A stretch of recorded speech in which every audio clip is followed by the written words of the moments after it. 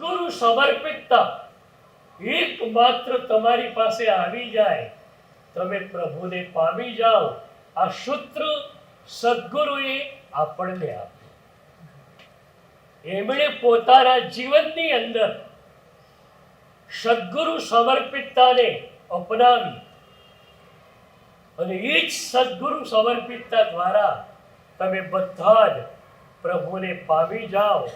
એ સંદેશ, એ વિભૂતિ આપી. ગુણાનુવાદનો મતલબ એ છે કે એમના જે ગુણો હતા એનો આંશિક અનુવાદ આપણે આપણા જીવનમાં કરીએ.